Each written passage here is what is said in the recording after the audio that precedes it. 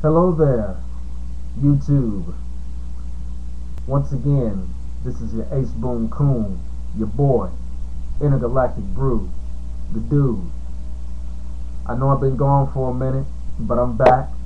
Um, I wanted to do a video because, like most of you out there in America, we have football again. Football has officially been resurrected. Thank you, Jesus, first of all, always. And secondly, thank you to Robert Kraft, and the whole NFL Players Association, and all the lawyers and judges who played a significant part in building this back up. Um, for 5 months or so, we were seemingly in a very depressed, distraught state because we thought, at least, and I am so glad to say this, that we thought, at least for the first few months of the fall, that we were not going to have professional football shown on our TV screens. But, I do believe in miracles, and I do believe that God is able. And obviously somebody must have been praying, and the Lord heard their prayer, and He answered it. And here you go, man. We've got the NFL back, baby. It's awesome. I'm jacked 1,000%. My Sundays, after church service will not be boring. When I get home, there will be something exciting to watch on TV. And yeah, man, I'm just ready. I hope all of you out there are ready. It's going to be some magnificent games this year. I personally believe, even though this is an old cliche that we use every single year, but I truly believe this year will probably be the best NFL season ever. Number one being that, all 32 teams and just everybody associated with the NFL period is just ready to get back to doing what they do best, and that is playing the game of football. That's number one. Number two, free agency. We have had some blockbuster, and when I mean blockbuster, I'm talking about not the movie store or the video store or whatever you want to call it. I'm talking about we have had some major moves being made in the free agent area, as all of you may know. And some of them, man, I mean, have really astonished me. For example, Donovan McNabb going to the Minnesota Vikings. Whoever thought in a million years that would happen? But it's kind of ironic that this happened the way it did, because I actually had a dream.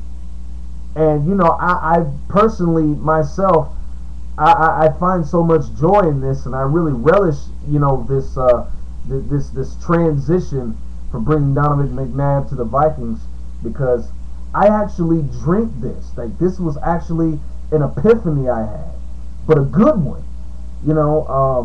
About Donovan McNabb going to Minnesota. I just dreamed of him being in that dome, and I could just imagine him throwing to Percy Harvin and Bernard Berrien and Sidney Rice, and handing it off to Adrian Peterson, and just achieving a tremendous amount of success in Minnesota. And now that it's finally happened, I'm just like, wow.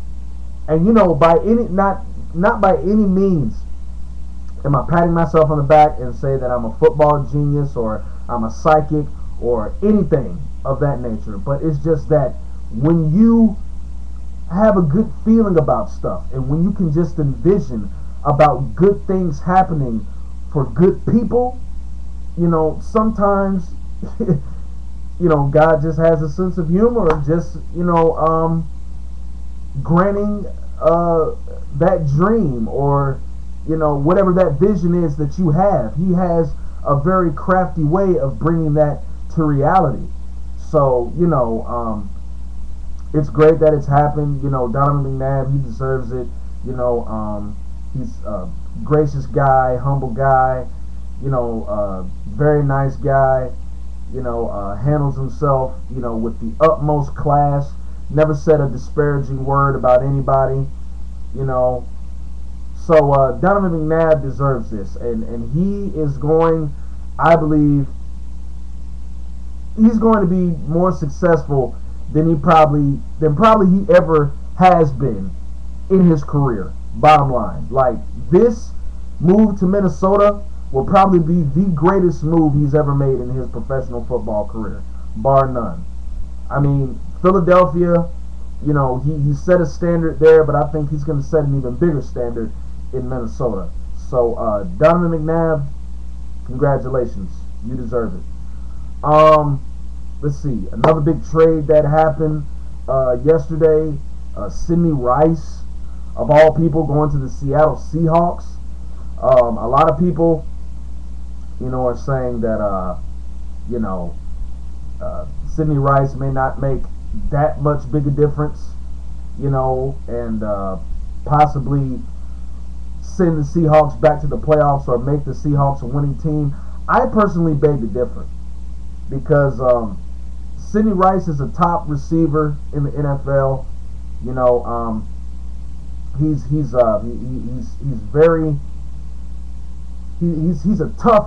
a tough receiver, man. He's able to catch the ball in such tough, precarious positions. And he's a good open field receiver too. I mean, all you got to do is just put it in the air, and Sidney Rice is going to get open. He's going to catch that thing. So yeah, man, to say that Sidney Rice is not going to make a difference going to Seattle, I think that's ludicrous for anybody that says that, And I mean, if you look at it, the Seattle Seahawks as a team, they have to be taken serious now. Like, we cannot label these guys as a pushover anymore. Because, I mean, the tear that they went on the last little bit of the season, including winning their division, I think not only was that a big confidence booster, but it was also a big feather in their cap. And then to top it all off, they beat the New Orleans Saints, who is an elite team in the NFL. And at the time, before the Packers were still considered the world Super Bowl champions. So you win the division, then on top of that, you knock off the world champs. That's unbelievable. And they were a team with a 7-9 record. 7-9 record, man. Amazing. And you're telling me Sidney Rice is not going to go down there and try to feed that, or boost that up even more? That's silly. That's silly. And then you've got another up and coming guy that's going to compliment him, and Mike Williams.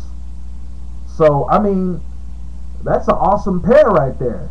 I know Mike Williams, he might not have the best statistics in the world, but I mean, he's still a pretty darn good receiver, and he has tremendous ability. So let's not throw the Seattle Seahawks on the side of the road.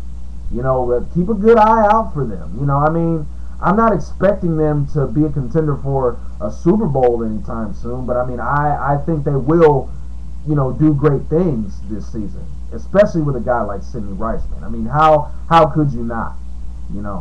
And then, on top of that, speaking of, another, I'm not going to say he's a big time free agent, but, speaking of, another interesting player going down to Seattle. They have Tavares Jackson, who in my opinion is a pretty good quarterback in his own right. I mean, he may not, be up to his full potential yet, but I think the Seattle Seahawks is going to give him a chance to really shine and really display his talents, because for his last little stint in Minnesota, he did show some potential. He did do some nice things down in Minnesota. He's got a couple of touchdowns up under his belt. Coming in for Brett Favre whenever he get banged up. So I believe in Tavares Jackson. I think he has a great opportunity to succeed down there in Seattle. But only time will tell. So yeah. And what's another big thing what's another big deal that just went down? Oh yeah, Reggie Bush, him being traded to the Miami Dolphins. I think that's kind of electrified that city a little bit, because Reggie Bush is an electrifying player. Personally, I don't care for him as a person. I'm just not too fond of his attitude, but as a football player, period, awesome. He's versatile, he's quick, he's a game changer. I know that's an old metaphor or term that people might use, but seriously, like, Reggie Bush is a legitimate X factor. Like, if you put him, in a certain position for him to make it hard for opposing defenses to to stop him, he can pretty much take over an entire game. So it'll be interesting to see how he shapes or reshapes, I should say, the Miami Dolphins franchise. So you never know. And then on top of that, you got Kyle Orton. They're talking about him coming to Miami. That would be a huge feather in their cap if they got him. He's a proven veteran. Obviously has set the standard in Denver after Jay Cutler. So that could possibly be cool. You got Nnamdi Asomugha, the hottest cornerback in the country right now, professionally, to be exact. I don't really know about him, because he's so valuable, but it's a lot of teams out there that are willing, to cut the cheese to get this guy. You got the Houston Texans out there. You got the New York Jets out there. You got the 49ers out there. You got the Philadelphia Eagles, they're out there as well. So, wherever this guy goes, man, I think he's going to make their defense, he's going to make, his team's defense better wherever he goes. And, the thing with Asomugha is that he played for such a bad team. No disrespect to the Oakland Raiders, but he played for such a bad team. It's almost like, that alone overshadows his greatness and just how great he is at his position. Because he really didn't get a chance to display his talents to everybody. Because you